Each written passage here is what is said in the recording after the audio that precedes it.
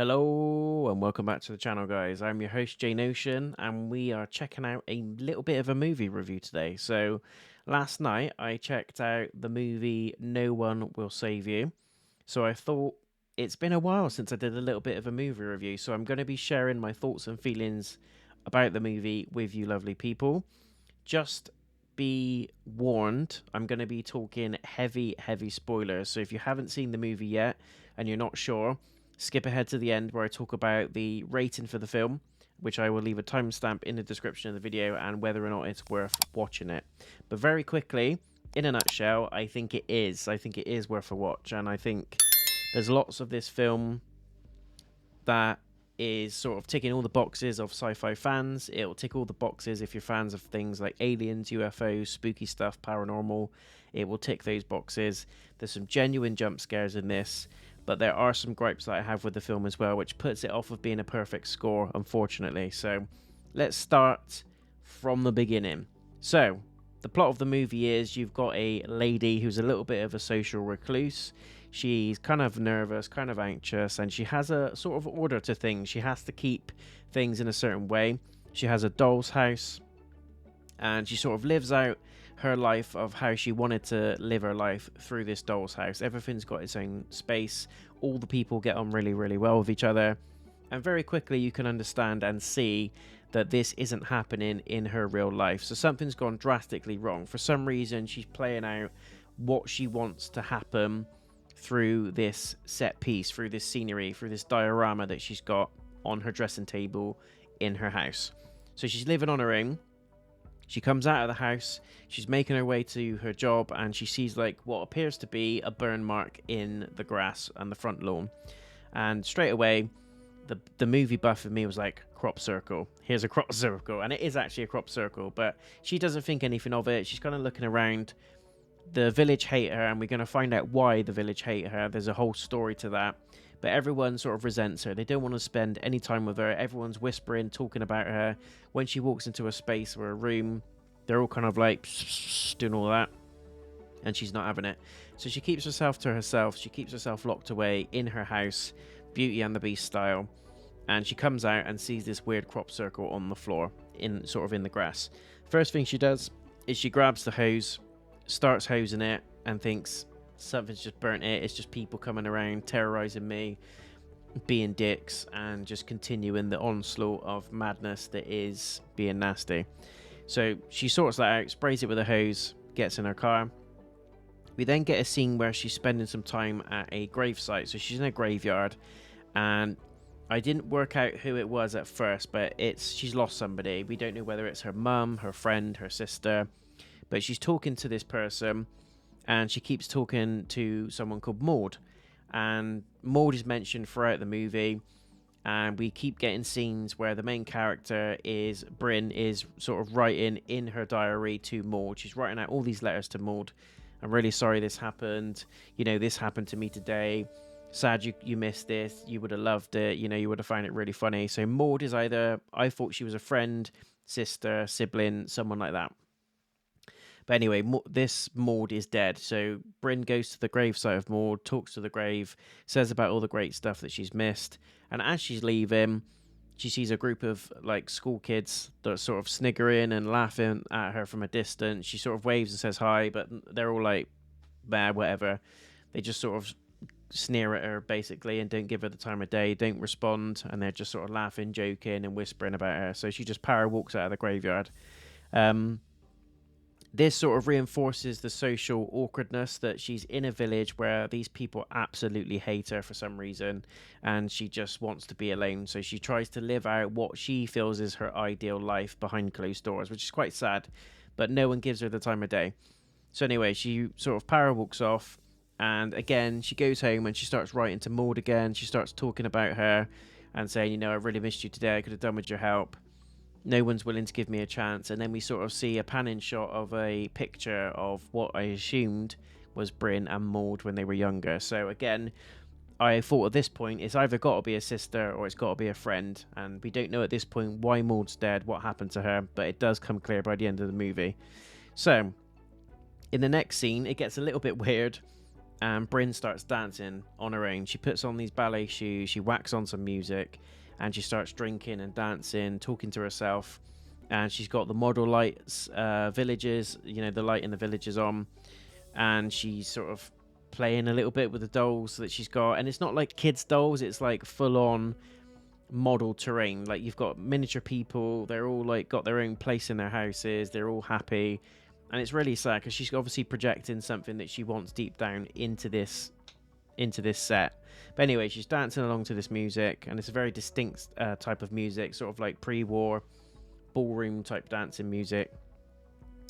And she's dancing away, having a great time. And then all of a sudden, the phone rings, and then she dances over to the phone. She doesn't even sort of think, oh, someone's ringing me.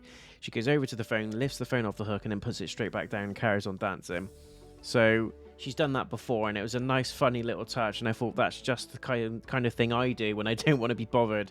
I just put the phone straight down. It's like, nah, not today. And she's kind of doing that. And again, she's living out her own fantasy. She's living out her own life in the way that she wants to do it, because no one else is willing to give her a chance. She knows the phone call's going to be a prank. She knows it's going to be someone that's just going to be taking the piss out of her. She knows it's someone that's going to call up with trouble, negativity, or whatever it is, and she just hasn't got the time for it. So she just slams the phone straight back down, carries on dancing. Then all of a sudden, we get a weird sort of flickering. The lights in the house go on and off. She kind of stops. The music sort of cuts in and out, and there's some sort of weird electrical interference, basically. She hears a noise outside. I should probably mention, sorry, at this point that she's asleep. So this is after all the dancing. We get a scene where she's asleep. All the lights start flickering. She hears a noise outside, which sounds like one of the trash cans being knocked over. I'm saying trash can. I'm not American. It's a bin. But I'm saying trash can because a lot of you are of, American origin, and a trash can is the same as a bin. So she's hearing this noise, and she gets out of bed. She looks outside. She doesn't see what it is exactly, but there's just some rummaging going on. There's like things falling out of the trash can onto the, the grass or whatever, the lawn.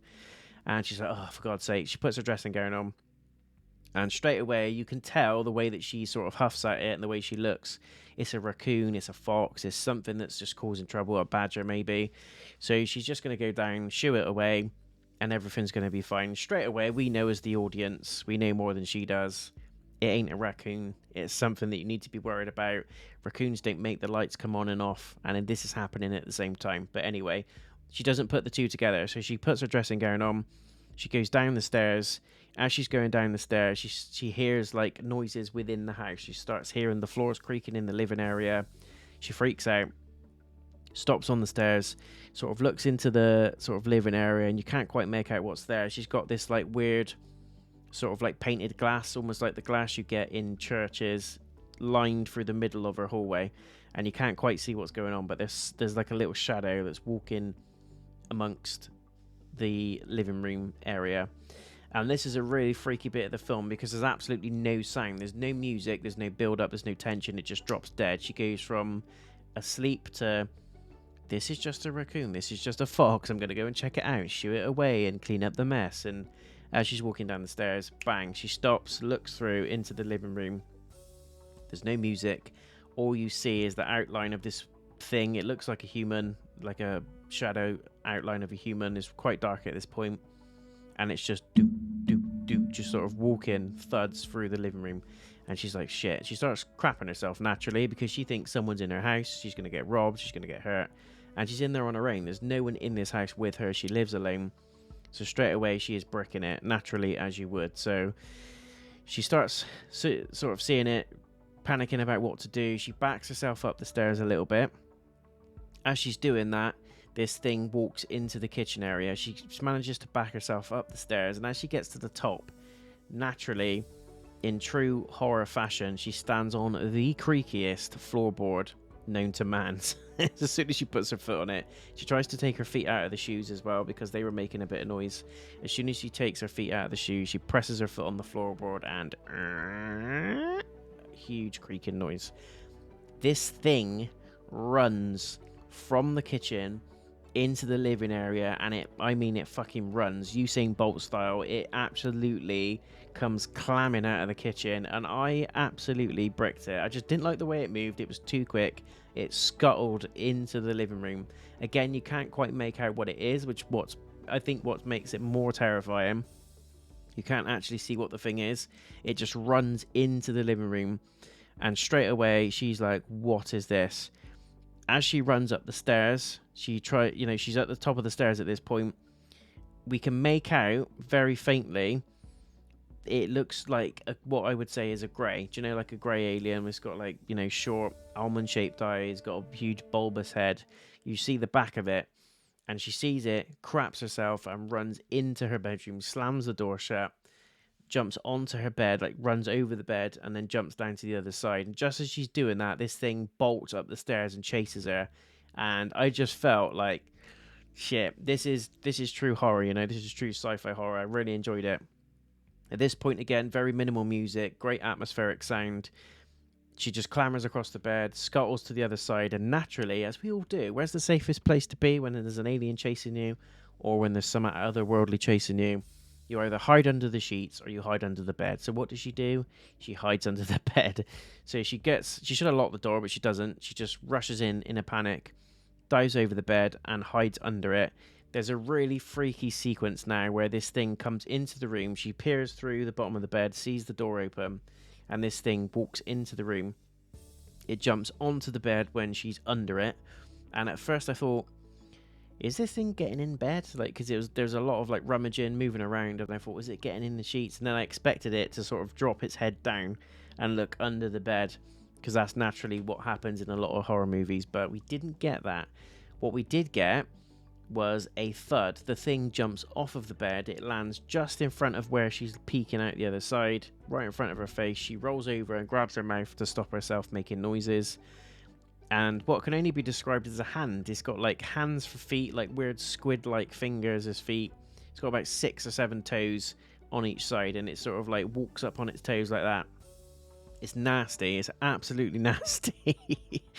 And we can see at this point it's an alien. It's some weird grey tentacle squid-like alien, and it's got the head and the body of a grey. It's got quite long, thin, gangly arms, long fingers, but its legs are just humanoid and down to the feet basically, and then the feet are just almost like fingers, but they got like suctions on them. It's like weird octopus tentacles, and it's walking along on the sort of tips of its feet.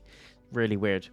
But it sort of jumps up to the window. It makes a weird sort of sound, which sounds like it's calling something, and then it just hovers out the window and then up. You just see the legs. You don't see much else. You just see the legs and the feet, and it just disappears. So at this point, we can assume it's been beamed up. It's gone back to its ship, because it just floats out of the window after sort of calling the ship in, sort of thing, and then it just disappears. She then gets the courage to come out from the bed. Courage or stupidity, I will leave you to make your mind up on that. She comes out from under the bed. She runs down the stairs in an attempt to lock the front door. Now, this thing just hovered out of the window. I don't know why she feels locking the front door is going to do anything, but her instinct is to run and lock the front door. So she runs downstairs. She locks the door. As soon as she does that, the whole house goes absolutely nuts. Everything electric is flashing, there's buzzing, the TV's on full static. The lights are flickering on and off like a rave. It's going absolutely nuts in the house, and she doesn't know what the hell's going on.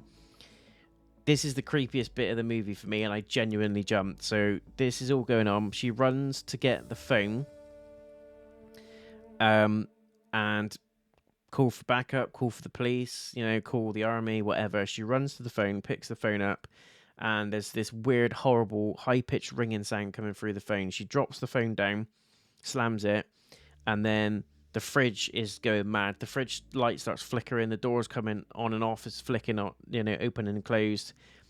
Then she sees this thing walking down the stairs. So it's come back in through the window. She looks up at where she's now basically where it was originally. She's looking up at the stairway, and it's coming down the stairs. You see his little tentacle feet. All this madness is going on. I don't know why she didn't dive out the fucking window and run for her life, but what she decides to do is hide behind the fridge. So the fridge door is slammed open. She manages to tuck in between the wall and the fridge with the fridge door open. And this thing's coming into the kitchen. You can hear it walking. At this point, the phone stops ringing. It stops going off. All the madness stops. All the electricity stops. And again, you've got a great use of atmospheric sound in that you just hear the footsteps of this thing. Her breathing like mad. You know, she's covering her mouth, trying to stay quiet. There's little to no sound as such. There's no music. This is all atmospheric sound to its best. And this is the kind of stuff in horror games and movies that makes me absolutely crap my pants. It's been done so many times in the Exorcist movies. It's been done in Resident Evil. Even some really good indie horror games that I really, really love. It's been done in those really, really well. And it's done here, and I absolutely bricked it. So she's hiding behind the fridge door. The phone goes dead. And it goes off. It stops the horrible ringing noise. So she thinks at this point it's safe to reach for the phone. I don't know what she thought she was going to do, whether she thought she was just going to dial the police number 911 and then they were just going to come based on the trace of the call. I don't know, because she wouldn't have been able to speak because this thing's in the kitchen with her. So she picks up the phone. Just as she goes to grab it, the fucking alien grabs the phone with its hand and then puts the phone back on the hook. I absolutely jumped a mile because I just didn't expect it to happen. There was no sort of tension build up. It wasn't like all slow. She just looked at it, went to go and grab it like sort of half speed, and then this thing just goes and you get like a weird zinking jump scare noise, and my soul left my body. It genuinely made me jump. So first jump scare of the movie for me, and it was building up to this. It was building up to that real terror moment where she was going to have to face this thing one way or another. But it made me absolutely jump off the sofa when I watched this. I was like, what is going on?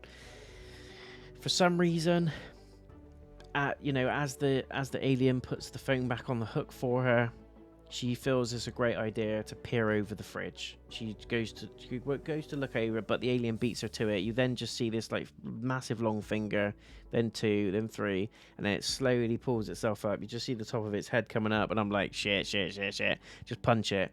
Drop kick the fridge door, do whatever you have to do. Just run, bitch, run. Do anything. But, this is where it starts to get really terrifying. And she's sort of pinned in between the fridge door and the wall. And she shoves it, basically. She freaks out. It peers over and it just gets a glance of her. And then she shoves the door. It falls off the door, hits itself on the floor. She then starts running. She bolts for the main door, which I thought was a stupid thing because she just locked it.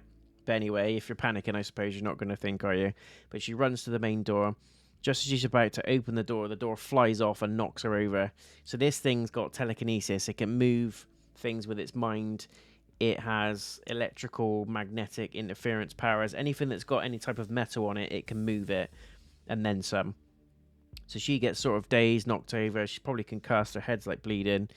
And she's sort of dragging herself along the hallway, and this thing walks to the hallway, turns, looks, notices that she's wounded, and slowly walks towards her. And this is creepy as hell.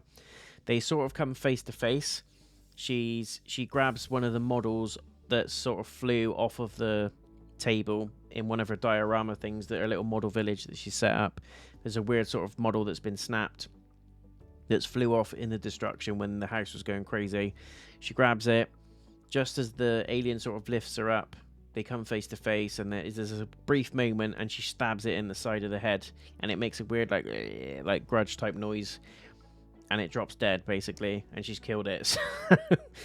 The alien's out cold on the floor, and she then goes into sort of a weird state. She almost like hallucinates, has a couple of flashes come to her, and then she wakes up.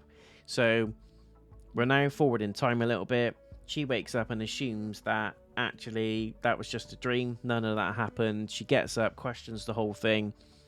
She sees that the models are in a mess on the table, and she's not a messy person. She wouldn't leave anything untouched. She has her own way to things. As I said earlier, she has a very particular way, even with her models, that they have to be.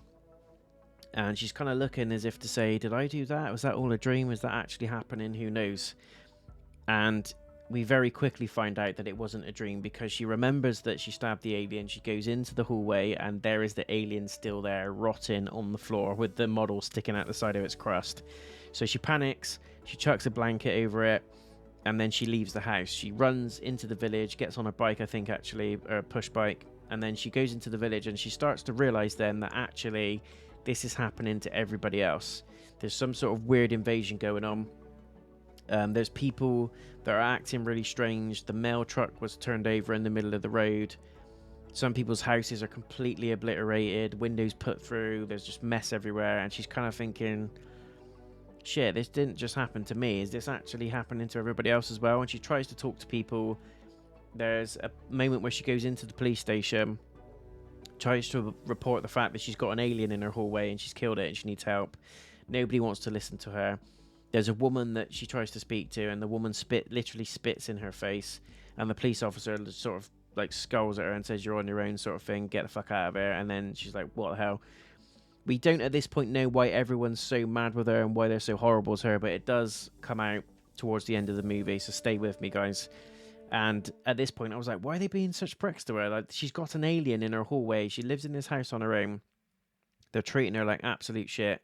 But there is a small amount of understanding with that when you find out why they're being like they are to her. So she leaves, gives up. She manages to put on a bit of a disguise. She finds a hat and a wig from this like souvenir store on the way to the bus station. She gets herself a bus ticket, and she tries to get the hell out of there, basically. She gets on the bus, disguised. Nobody notices who she is. She gets on the bus, takes the disguise off, and then as she's sort of casually chilling out, this weirdo sort of sits behind her. You could see him in the foreground of the camera. He looks like a policeman or a mailman. He's got some sort of uniform on, and he sits behind her, and all you can hear is like, he's like heavy breathing and snarling and stuff, and she sort of looks over her shoulder at him, and he's just like, he's got this really weird gaunt stare on his face. She sort of freaks out, doesn't say anything, but grabs her stuff, stands up, and goes to move and change seats. As she does that, the guy literally goes mental and starts creaking and starts climbing over the seats towards her, almost in like a possessed state. She very quickly notices that his throat is doing some weird shit, like his throat's inflamed and he's got something in there. It looks like a bug. There's like stuff moving around in his throat, and he's like doing all that sort of thing, and she's freaking out. This is the part that I realized that the aliens have implanted stuff into the humans to control them, and it's like this weird parasite type bug that's lodged in their throat. Super creepy, but kind of like the face hugger from Aliens. Anyway, she's trying to get the hell off of this bus. She's running. The woman next to the guy who was attacking her then gets up, and she's like, and they're all like crawling and trying to chase her. So there's two aliens basically on this bus that want her ass, and it's probably because they know that she's killed their buddy and they're not having it. So they're like scurrying after her. The driver stops. He sees what's going on in the mirror, slams the brakes on. The alien guy flies over the top of the chairs, and the woman hits her head and she falls to the floor as well. Doors open, and she starts running down the road, and then you see the guy that's the alien in the sort of mailman suit come out of the bus. He's like slowly walking. You can tell he's an alien because he just can't walk properly, and it's like, do you know when you put on like a Halloween costume that's too big for you, and you try and fit comfortably in it, and you're walking like it's like that. And it's literally an alien in a human skin. He's trying to control this body that he's not used to, and the density of it and all that kind of stuff. It's really clever. But anyway, she's absolutely bolting down this road and trying to run. She looks up and notices that there's clouds forming, and it looks a bit iffy because it's not quite clouds. They're all certain shapes. And it looks very similar to that moment in Independence Day when you see like these weird storm clouds that are masking sort of motherships and saucers, and this is exactly what's happening here. So she is bolting back to her house, but she actually makes a little pit stop first to the graveyard again, runs in there, and she has a little chat with Maud. Again, you know, says, "I wish you were here, I need your help, this is scary shit, help me, blah blah blah."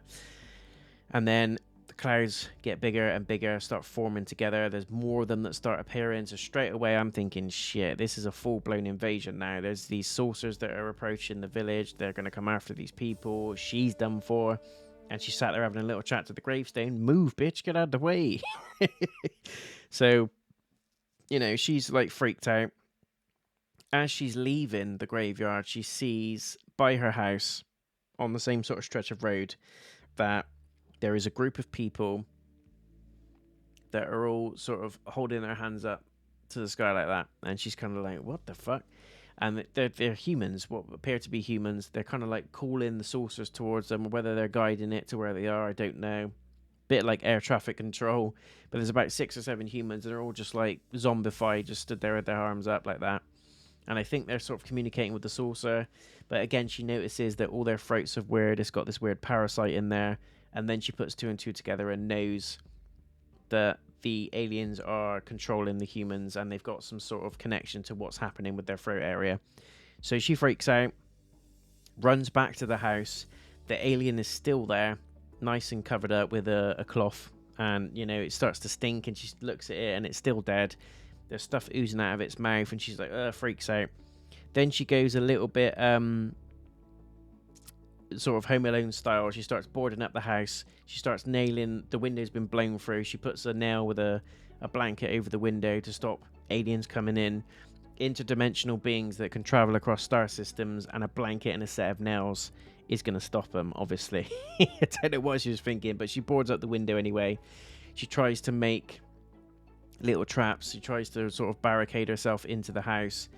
What I thought was a very clever idea. I didn't know why she was doing it at first. I thought she was making herself some ramen noodles or something. But she puts like 4 or 5 saucepans on the hob with water in it and boils them to boiling level. And I thought, it's no time to be making chicken soup. But she's not making chicken soup. She is using those as weapons. And obviously boiling water is a nasty, nasty thing. So she's boiling the water. That's simmering away. Everything's all hunky-dory. Then she goes back to the living room to finalize the door and put the final nail on the door. Everything's all good. The window blows open to smithereens. This massive blue light comes in, is like beaming through. She's like tucked behind her sofa like, shit, someone save me. And then the alien dude that's dead in the hallway, he gets sort of levitated into the living room and out through the window in a nice little fashion. So he's gone. They took him back, and then you see this weird like suction light. He shoots up from the window, and it's clear that they've taken the body back. So at this point I thought, are they going to resurrect him? Are they going to heal him? Or are they just sort of looking for some starship burial? I don't know. But they take him back anyway, and he's gone. She's at this point bricking it. Sort of various different colours of beams of light start coming through the windows. She freaks out, runs to the basement and thinks, yeah, I'm going to hold ass down here. And runs down there. As she runs down to the basement, she then notices as she's going in that there's another alien coming down the stairs, and I'm like, oh shit. So there's more in the house now at this point, and she's running into the basement to barricade herself in. There's a really, really creepy scene and another weird sort of eerie jump scare scene for some of you in this next section, and I really, really enjoyed it. So there's kind of like mannequins, there's dummies down there that she uses to like sew and stuff like that, like the woven ones, like the Wicker Men kind of thing. She grabs the scissors out of one of them, and then she hides behind like almost like a dressing cabinet or something like that, and then the alien walks in. It's kind of like that scene from Jurassic Park with the velociraptors when the 2 kids are hidden in the kitchen, and they're like slowly like crouch walking around the kitchen trying to avoid the eyesight of the velociraptor and the noise. Very, very tense, very eerie. This is the same thing. And she's hiding in the kitchen, and there's this bit where she grabs the scissors, she sort of hides, the shadow of the alien walks towards her on one side, and then all of a sudden it pushes the dummy over that she took the scissors out of. She jumps, makes a weird noise, looks like that, waits for it to come, doesn't come. The alien's obviously heard the noise. It goes round the other side, and by the time she turns round, it's squatted down in front of her and just staring at her like that. And I'm like, shit, stab it, stab it, stab it. So it appears in front of her, and she gets freaked out. At this point, this is where we notice that the alien is actually a weird sort of baby or a hybrid. It's not the same as the alien that she killed. It doesn't appear to be as mature. It's a lot shorter, but it's got longer sort of ganglier legs. Looks a bit more sort of like cricket bug-like. And it goes nuts and it chases her. It sort of does this weird thing. It twists its hand like that, and the scissors get taken away from her. She's running through the house. That alien's kind of like, in the moment, like, oh, why is it trying to kill me? Why is it doing this? And then there's another alien upstairs. So at this point, there's two aliens. There's one that's the baby that's like scurrying around, just trying to hurt her, just really trying to go for her. It's not quite mastered the ability to control its emotion yet. And there's this other alien that followed her into the basement that is appearing to be the same as the one that she killed, but it's a different alien. So this one's more intrigued by her. It wants to understand why it's doing what she's doing, why she's fighting for survival so much. And it keeps seeing like pictures of her and Maud around the house. It's trying to understand her emotion, and it's trying to learn from her a little bit, whereas the baby alien just wants to rip her to shreds. So there's obviously a variation in the types of aliens that we're seeing in the movie at this point. So she's running. There's an absolute showdown of a scene with the baby alien. It chases her around the house. She keeps running into different rooms, and there's a point where she kind of pins it to the door with a broken sort of mop handle that she finds on the floor. And it comes at her, she waits, and then she stabs it, and she pins it by the shoulder against like the wardrobe door. And then she slams the head in the door. So it's like pinned against the wardrobe, and then she just slams the door, and then the head just goes, and she kills it, which was pretty brutal, to be fair. She then thinks it's all over. She jumps out the window. As soon as she gets outside, she notices on the top of her shed is some weird ass praying mantis type alien, bigger than the other two. Again, this is another variation of alien that is attacking the village, and it jumps off the roof and starts trying to chase her. It also sends a human after her, so this is kind of the aliens I think that are controlling the humans. And it sort of does this weird arm signal, which is very similar to what the humans were doing with their hands. It puts both his little pincers up to the sky like that, and then the ship just comes in, and the beam starts trying to beam her up. So I think it's communicating with her that way, and it all sort of makes sense why they're all raising their arms, their mantis claws, legs, whatever you want to call it. This is the point where the film gets a little bit weird, because I didn't find the mantis alien thing to be that believable. It was really scary up to this point. It was quite eerie, quite weird. The use of atmosphere and sound and stuff was really, really good, and I was genuinely quite terrified by the alien and the way it moved and how quickly it could run when it wanted to and stuff like that. Reminded very much of the movie Signs, but after this point it gets a little bit strange, and then it gets a little bit tongue-in-cheek, a little bit slapstick. As I said, the praying mantis alien then goes a little bit Starship Troopers, jumps down, starts chasing her, and I'm like, this is quite believable now. The baby alien maybe, because it was savage and it's trying to hurt her. This one just looks a bit silly, and we're going into bug Men in Black territory now. But anyway, she runs through a car door, climbs through the other side. It chases her basically, gets stuck in there. She has a fire lighter, which she remembered she took earlier when she was doing the Home Alone preparation. There's oil and fuel pouring out the bottom of the car. Very cleverly, she sort of sets fire to it and then runs away, and the car explodes. Alien caught inside. Devastation. Love it. So that alien's dead as well. She's on a mass murdering spree at this point. Now we're back. For some reason, she goes back into the house. Again, why would you go back into the house? I would just keep moving, get into a car, keep driving, just do something, get the fuck out of Dodge. But she thinks the best thing to do is to go back into the house. So that's what she does.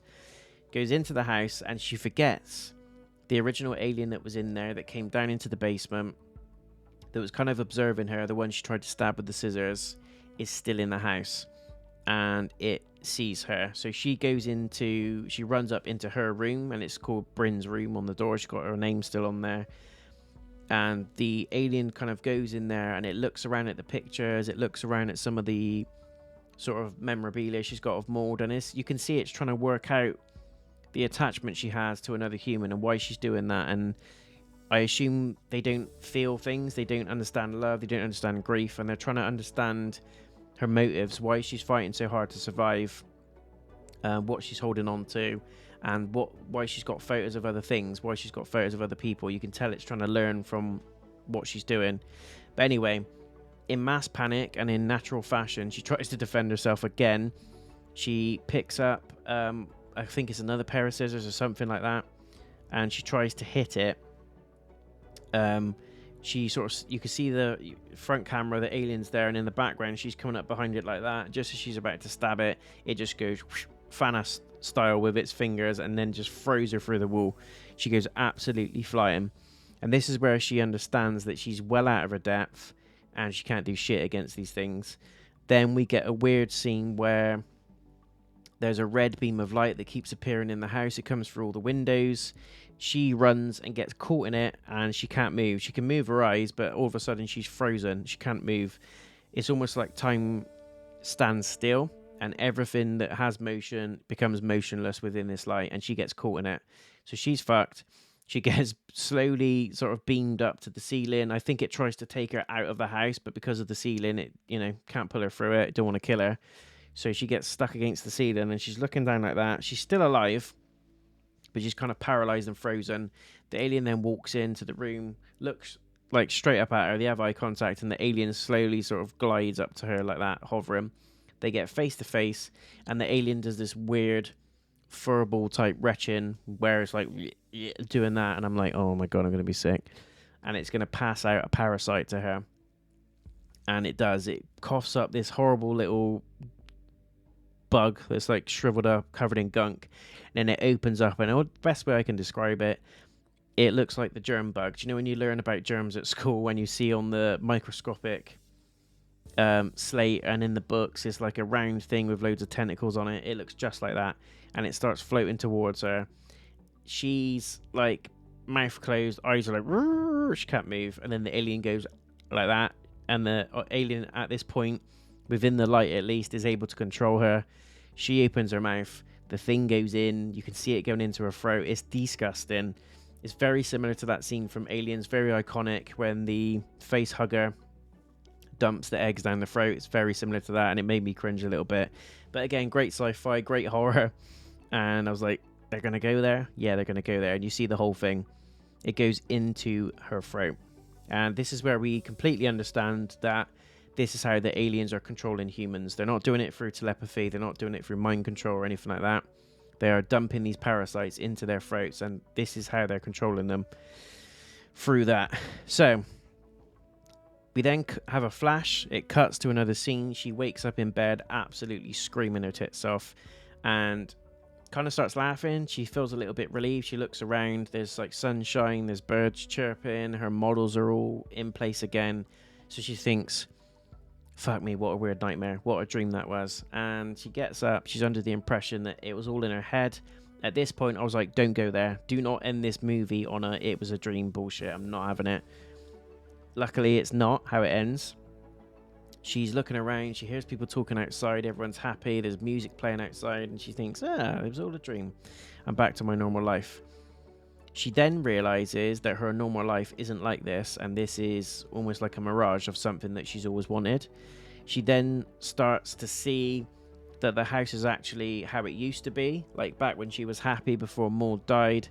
She sees her mum in the front room. Her mum's still there, and she sees Maud. She starts seeing weird blurry images of her friend, and there's a weird pulsing sound going on in the background. So then this is where I clocked that this is fake, that this is either a memory or this is something that the aliens are making her re-experience or make her think is real.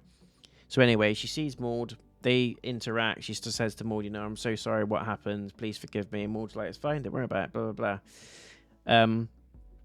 So this is where it all gets a little bit funny and a little bit funky.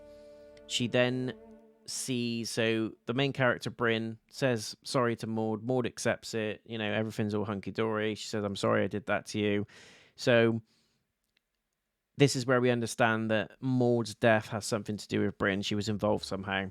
And then it fast forwards a little bit, and then we see a young Bryn sat at a dinner table, upset, just digging at her food with a fork. The current Bryn walks up to her. They kind of have an interaction. She's kind of like her current self revisiting her past self. I don't know if that's literally. I think it's metaphorically, but they're sort of sat there. They hold hands and they sort of have a look at each other, and then we just understand everything's okay. So this is the point where she forgives herself basically for what's happened. What? You're probably thinking what? And then after that little interaction, we see Bryn go outside, and we see what actually happened to Maud. So it's all frozen in time. There's police at the door taking statements from the mum and the dad. There's carnage, ambulances. There's a the woman who spat in Bryn's face is crying. So this is where I understood that the woman that spat in Bryn's face is actually Maud's mum and Maud's dad, who was a police officer. And we see what happened to Maud. They basically have an argument. This is when they're like young kids. They're shouting and jesting about whatever. I couldn't really understand what they were arguing about. They're arguing about something. They run out into the lawn and Maud pushes Bryn. She falls over and Bryn just snaps, loses it. She looks down and sees a rock on the floor. Stands up, grabs the rock in her hand and smashes Maud over the head, and it kills her instantly. So this is where the whole sort of crux of the movie comes together. Bryn is the way she is because the village hate her for what she did to Maud. They can't forgive her, even though it was a freak accident and she just lost her temper in the moment, and she regrets it terribly and has done since the day it happened. The village is not willing to forgive her, which in turn makes Bryn not be able to forgive herself. She can't let it go either. She can't, forgive herself. She feels guilt as well, and it just goes on. And this is now why she kind of lives out what life she would like to have had in her diorama, in her model villages, why she's so socially recluse, why everyone's whispering about her, why they can't interact with her and she can't interact with them, and why she locks herself up in her house. It all comes together in this scene. And just as she's saying sorry to Maud accepts it and she forgives her past self. She's able to then pull out the parasite and realizes that what she was seeing is all an illusion. She gets the parasite in her hand and squeezes it to death, throws it down. Just as she's doing that, she's outside at this point. A saucer swoops in, obviously notices what's going on, and it captures her in a beam. As it's doing that, it sort of replicates a copy of her and produces a physical copy of Bryn. Bryn manages to get out of the light and starts running, and the alien version of Bryn follows her. So she runs into the woods and tries to get away. Just as she's sort of catching her breath, she's running for ages, she catches her breath. The alien version of her grabs her, stabs her once with this, like a model, I think it is, or something that she had in her pocket. It looks like Bryn's about to die, but then Bryn sort of pulls courage out of herself and remembers, she's just forgiven herself. She's not going to die in vain. This isn't going to be for nothing. And then she kills her alien self, basically, the version of herself that the aliens had just created, a clone. She kills that clone, but then she feels empathy for it. It drops down, it dies, and she holds it, and she sheds a tear for it, and she feels really bad. At this point, the aliens realize that she's actually full of remorse, that she can forgive, she's forgiven herself, and they're learning about human emotion in terms of anger, regret, grief, and all that sort of thing. So, as she's sort of, as this has happened, she tries to run away, runs back into the woods again. The camera swoops out at this point and we see an absolute army of saucers floating around, beaming people up, dropping in these aliens with the parasites. It's mass carnage going on. This whole village is being farmed, basically, duplicated. People are being stolen. Humans are being controlled. It's mental on a large scale. She then runs into like some creepy woods. She runs into like a highway that's in the middle of the woods. She starts running down the road. And then all of a sudden she hears like a T-Rex type thud, just like doosh, doosh, doosh. As she looks up, she sees this huge mantis-like alien, very similar to the one that she saw on the shed, but it is like the size of a building, and it's walking towards her, and she's like, oh, for fuck's sake. And she pretty much just gives up at this point. She gets beamed up. She finally gets caught in the beam of the saucer, and she gets beamed up into the ship. And then the next scene, we see the inside of the ship, which is quite freaky. You just see loads of like lights like pulsing. There's stuff spiraling around the outside of the ship. And there's water that she stood in. She doesn't quite know where she is. And then there's like a pillar of blue light that encapsulates her in like a tube. And she's just sort of frozen there like that. And then out of the shadows, you just see all these little aliens coming up to her. They're like looking at her, and at this point, I think, is she gonna die? Are they gonna shove a probe up her ass? What's the point of this? But she's kept in this beam of light, and they all surround her. And it looks like the one, I think it's the one actually that was in the house, understanding the photos, understanding her motives, trying to understand more about her as a person, and understand human emotion and things like that. They're all surrounding her, and they all put their fingers into sort of the tube of light that she's encapsulated in, and it touches her in the middle of the head. And this is where she goes back to sort of relive her grief, relive the events of what happened to Maud, and they basically get her to face what she's suppressed this whole time. And she does. As I said, she says sorry to Maud. Maud says sorry to her. She forgives her past self, and you can see like a weight is lifted off of her shoulders after she's done that. So we see the incident, and then we go back to the present life of, Maud wakes up. Not Maud, sorry, Bryn wakes up. And just as they realize in her eyes that she's forgiven herself, they realize that she's moved forward and she's more advanced now as a species, basically. They kind of look at each other. They communicate with this weird gargling noise, and you can see their throat moving, and they're kind of like doing all that. They look up at the top of the ceiling of the ship, and then this weird booming noise comes down. It's almost like they're discussing with each other what to do with her. And do you think she's worthy? Do you think she's done this? Do you think she's done that? What should we do? Should we release her?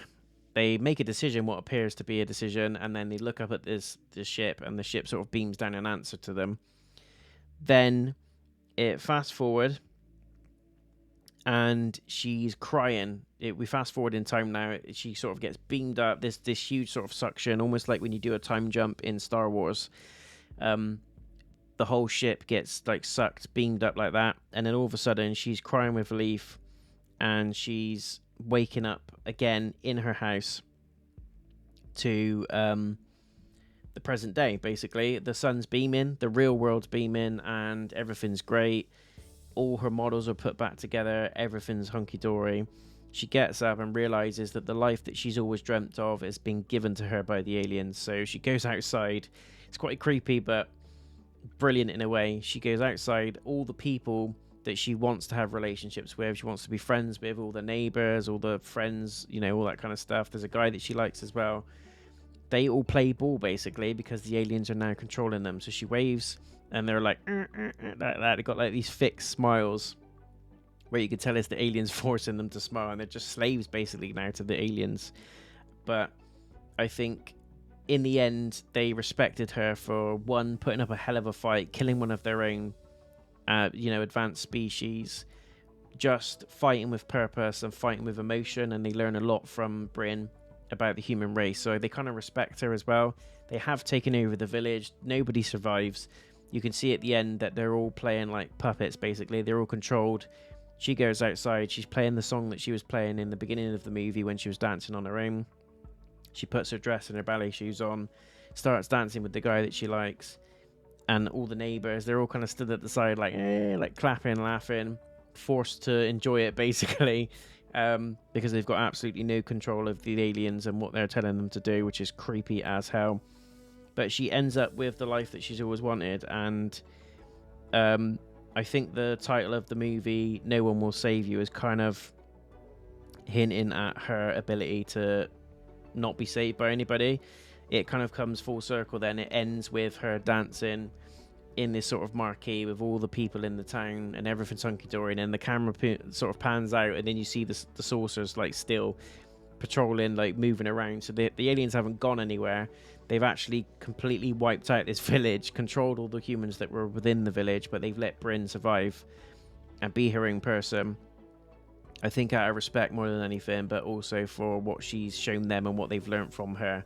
So it's a respect, not really fear, but respect, and an understanding that actually, like, we're going to give you this second chance that you've wanted because you've shown us so much. You've shown us so much resolve. Your emotions there. You've managed to kill one of us. So it's a little bit of respect as well for that. But also, they want to learn more from Bryn. They think she's unique and she's different, and she is, because she's not the same as all the other people in this village. So they've given her a chance to be her own person and to continue monitoring her and learn from her, basically. So that is where the movie ends. It pans out. You see the saucers still, moving around, and they're still there. And all the people in this town and the village are still controlled by the aliens, and Bryn is just having a great time. She's just putting all that aside. She doesn't care. She's got her second chance. She's got the life that she wanted thanks to the aliens. So it's kind of like a weird, bittersweet ending, but I thought it was very clever because it's not a typical ending, and it's not an ending that you've seen in any movie that I can recall. But I really, really liked it. I laughed a little bit at the end. I thought, no way, that's crazy. But it does go full circle. She gets what she wants. The aliens get what they want. And it's like, happy days. And again, it ties into the name of the movie. No one will save you. No one's going to save you from yourself, apart from yourself. And she does get that in the end. She does save herself. She forgives herself. She moves through the grief. She goes back to her past self, sort of acknowledges what she did was a mistake, and she didn't mean it. And she, all this time when she's felt guilt, and she's just been stricken with grief, sadness, anger, and she can't get over it. She's found forgiveness from Maud, but the most important thing is that she forgave herself. So no one's going to save you apart from yourself, basically. So that is the gist of the movie. It ends there. We get the credits. From what I saw, there was no post-credits scene. But I really, really liked that the way the movie was kind of out there. It was tongue-in-cheek at times, but there was jump scares. It was a good horror, good sci-fi. And if I was to give it an honest rating, I think this one's going to be an 8 out of 10, guys. I think it's a very solid experience. I think it's a good one to watch if you're a fan of these types of movies. There's loads of them out there, like, Signs, Communion, Independence Day, you name it. There's absolutely hundreds of alien movies out there, War of the Worlds. But this has kind of got like a comedy spin to it. It's dark, it's twisted. There are genuinely horrific moments in this movie, but there's also some funny elements and some elements that you shouldn't really laugh at, but are actually quite funny. Just, for me, I think the things that let it down, that stopped it from being a 9 or a 10, I think the alien designs were a little bit silly towards the end. Didn't mind the greys, they were spooky, made sense. Didn't mind the little baby grey that had the weird long mantis things that chased her through the house. That made sense because they were kind of showcasing that actually even an advanced species can still learn. It wasn't advanced to know that it shouldn't just attack on sight like the other grey did, the older, more mature version of that species. That made sense. But when we went outside and we started seeing a praying mantis thing on the shed, and that chased her, and then we started seeing a bigger version of it down the street, I just don't think there was much need for that. I think we could have got away with just cutting that whole car scene out where she sort of trapped it in the car, set it on fire.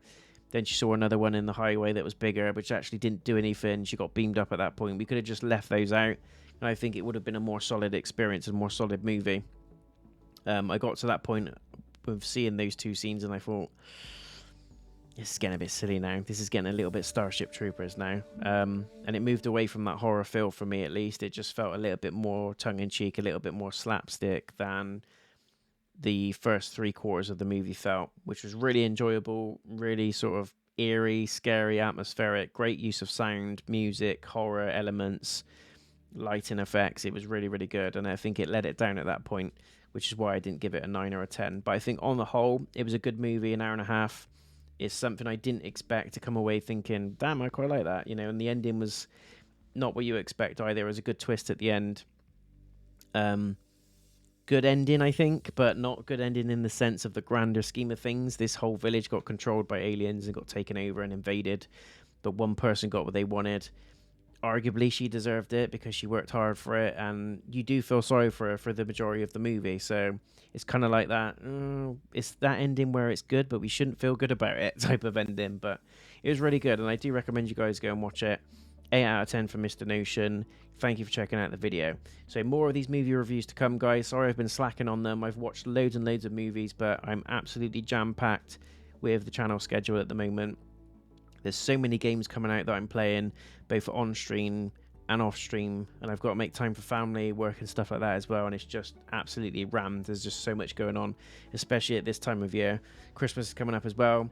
I've got stuff planned for Halloween that's already in the bag, but there's games that are coming out of my ears. I've got Assassin's Creed Mirage. I'm still playing Baldur's Gate 3, Starfield, off stream. I've gone back to Skyrim again because I've modded it on my PC, so I'm playing a lot of Skyrim. I'm obviously still doing the Third Age playthrough and Sea of Stars playthrough on the channel, so feel free to come and check those out if you're an RPG fan or a fan of Lord of the Rings.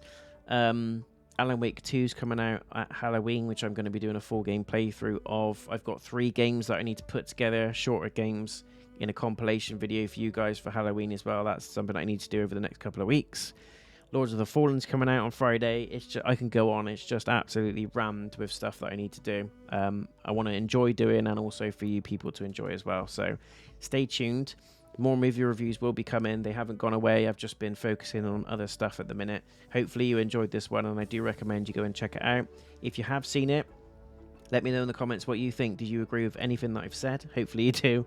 Hopefully you enjoyed it and it was worth your time. If not, let me know what you thought about the movie, and is there anything you would like to have seen done differently, separate to what I've already said. So hopefully you enjoy it, guys. I did.